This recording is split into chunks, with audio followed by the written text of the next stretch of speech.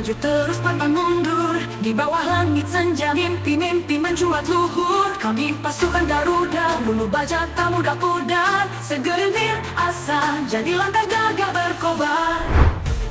Sampai detik ini, masih banyak pihak yang nggak menyangka kalau Indonesia mampu berada di posisi sekarang ini.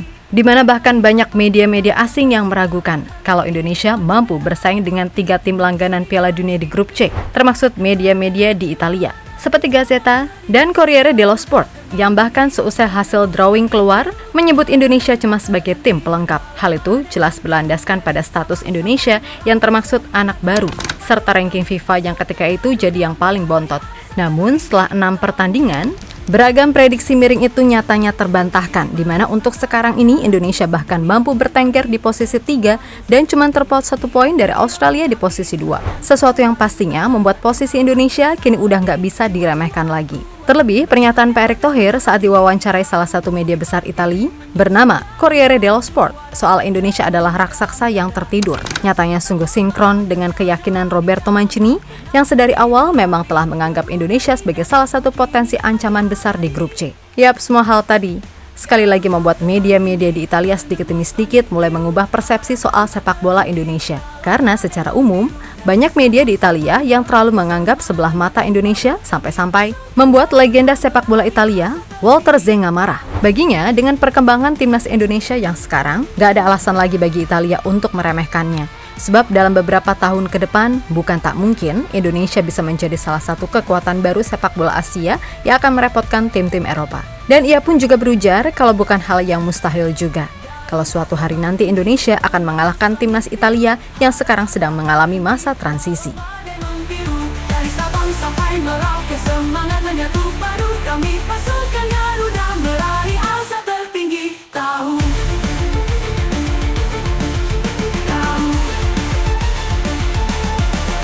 Garuda terbang tinggi menembus langit biru. Beberapa hari kemarin, benar-benar jadi hari yang menyenangkan banget bagi publik tanah air. Yap, kemenangan atas Arab Saudi, serta kekalahan China atas Jepang, plus hasil imbang Bahrain dengan Australia, membuat Indonesia kini mantap duduk di posisi 3 klasemen sementara, serta menjaga peluang minimal lolos ke round 4, tetap terjaga. Dan sejatinya apa yang dicapai Indonesia sekarang ini mampu mematahkan semua anggapan miring serta prediksi yang ada, seperti media-media di Italia, yang mana media bernama Gazzetta serta Corriere dello Sport sebelumnya hanya menganggap Indonesia sebagai tim pelengkap. Tentu saja media-media tadi berujar berdasarkan fakta. Akan tetapi semua tanggapan miring media Italia benar-benar membuat legenda sepak bola Italia, Walter Zenga marah. Yap, menurut pria yang juga merupakan mantan penggawa Inter Milan tersebut, diketahui merasa jengkel lantaran media-media di Italia terlalu menganggap remeh sepak bola Indonesia. Dilansir dari Corriere della Sera, keputusannya yang ketika itu menerima pinangan klub Liga 1 Persita Tangerang sebagai Director of Institutional and Infrastructure Development di awal musim 2023-2024 membuat media-media Italia menganggap kalau Walter Zenga telah salah mengambil keputusan dengan berkarir di Indonesia yang dianggap masih negara dengan level rendahan di sepak bola dunia. Tentu saja hal itu membuat Walter Zenga nggak terima dan menegaskan kalau perkembangan sepak bola Indonesia sekarang ini udah jauh lebih baik. Dan sebagai gambaran, dalam setahun, 2 tahun terakhir, timnas Indonesia benar-benar mampu menunjukkan progres nyata termasuk perjalanan di round 3 ini. Baginya, soal passion orang-orang di Indonesia sama sekali luar biasa soal sepak bola. Sehingga sekali lagi, ia mengecam media-media di Italia yang merendahkan sepak bola Indonesia. Garuda terbang tinggi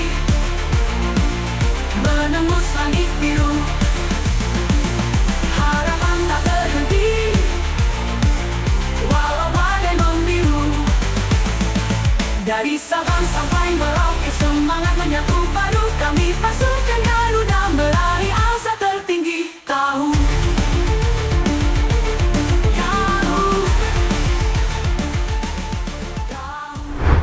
Yap, apa yang diutarakan Walter Zenga sejatinya sejalan dengan keyakinan Roberto Mancini, di mana Mancini menjelaskan kalau segala hal yang ada di data itu hanya sebatas di atas kertas. Selain itu, Mancini juga mengatakan kalau sebaiknya jangan pernah ada satupun pihak yang meremehkan Indonesia. Karena menurutnya, sejak ketua federasi dipegang oleh Erick Thohir dan Indonesia dilatih oleh Shin Tae-yong, tim Garuda benar-benar mengalami lonjakan prestasi yang bagus. Dan ia pun juga merasakan sendiri terkait hal itu saat melatih timnas Arab. Karena sebelum ini pun, publik Arab benar-benar nggak nganggap Indonesia sebagai ancaman. Namun setelah 2 kali berhadapan, Arab Saudi nyatanya nggak mampu menang. Imbang di kandang dan keok di GBK. Saya melihat potensi besar dalam sepak bola Indonesia. Para pemain muda mereka memiliki bakat alami yang bisa dikembangkan lebih jauh. Ucap mantan pelatih Manchester City tersebut. Bumi pertiwi menyusup dalam darah juara, gemuruh dalam dada, cita-cita membara, terjalani jalan tak pernah henti berlari. Garuda di dadaku kini dan di abadi.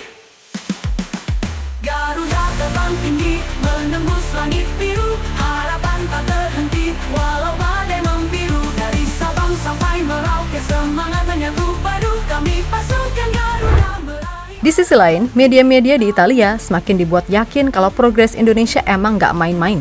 Terlebih, setelah Erick Thohir secara terbuka mengatakan ke salah satu media besar Italia bernama Corriere dello Sport, kalau sekarang ini sepak bola Indonesia seperti raksasa yang tertidur. Ya, bagi Pak Erick, progres timnas Indonesia yang semakin meningkat nyatanya mampu membuat antusiasme masyarakat Indonesia semakin tinggi dan dukungan dari pemerintah nyata dalam mendorong target PSSI untuk menjadikan ranking FIFA tim nasional Indonesia menjadi 50 di tahun 2045 adalah tujuan besar yang semoga bisa dicapai. Tentu saja, hal itu cukup membuat media-media besar gak cuma dari Italia merasa terkejut. Sebab jika semua mampu dikelola dengan benar, ya bisa aja minimal Indonesia akan selevel dengan Jepang yang merupakan tim terbaik Asia saat ini. You know, Indonesia is a sleeping giants. Because of that, then actually the government of Indonesia, FIFA, and the whole sector agree we need to do a transformation for Indonesian football. Then 2023 February, then I push the transformation with one mindset. Everybody have to collaborate to make sure the transformation success. Of course, with our national team first, because with the strong national team will be creating a buzz, a hope. 3 months, I become the president. Maybe I'm lucky, and then we won the Southeast Asia Championship. Will have never reached in the last 32 years. Then the window of Olympics is open that times. So we make sure we have a good team to compete, and we finish number 4 in Asia. This is why then we have won playoff games in France, but again fail. Only because of one game. Then what next? World Cup. 2045, we want our national team become the top 50 in the world. Yap, terlepas dari apapun, intinya sekarang ini media-media di Italia mulai sedikit merubah pandangan ke Indonesia dan gak lagi menganggap Indonesia sebagai tim rendahan lagi, yang mana mungkin aja itu juga berlaku ke media-media lain di luar Italia. Karena ke depan, seperti yang udah ditegaskan oleh Pak Erick Thohir, masih akan ada penambahan pemain dari Eropa yang mana secara kualitas lebih teruji dan berpengalaman, serta perbaikan sistem pembinaan dan liga. Karena tujuannya jelas, yakni bersaing dengan tim elit Asia untuk kemudian mencoba menembus level dunia. Dan jika beliau yang menegaskan demikian, maka nggak ada alasan lagi buat siapapun mengatakan ini hanya mimpi di siang bolong. Termasuk para jurnalis Italia, yang bahkan negaranya sendiri masih dalam tahap transisi pasca gagal 2 kali beruntun lolos Piala Dunia pada tahun 2018 serta 2022. Maka dari itu, khusus di round 3 ini, dengan jeda waktu yang terbilang panjang, moga-moga aja secara kedalaman skuad, Indonesia bisa jauh lebih balance karena di setiap pertandingan, kita nggak pernah tahu apa yang akan terjadi, seperti cedera, kartu, dan lain-lain. Maka dari itu, kami akan terus pantau gimana progres ke depannya. Tapi ya, santai-santai aja alias tipis-tipis. Karena ingat, Desember nanti kita fokus dulu ke AFF. Walaupun penting nggak penting, tapi ya biar gimana pun, kalau urusannya udah membawa-bawa soal merah putih, ya harus kita dukung maksimal dong, kan gitu. So, tetap semangat semua elemen timnas dan sepak bola Indonesia. Kami yakin kalau ke depannya Indonesia bisa jadi negara yang nggak terbelakang lagi soal sepak bola. Kalau ya, semuanya dikelola dengan benar, terutama ya nanti selepas Pak Erick gak jabat lagi jadi ketum, wah ini nih yang sungguh masih bikin deg-degan. Walau badai membiru, dari Sabang sampai Merauke semangat menyatu padu, kami pasukan Garuda meraih asa tertinggi. Tahu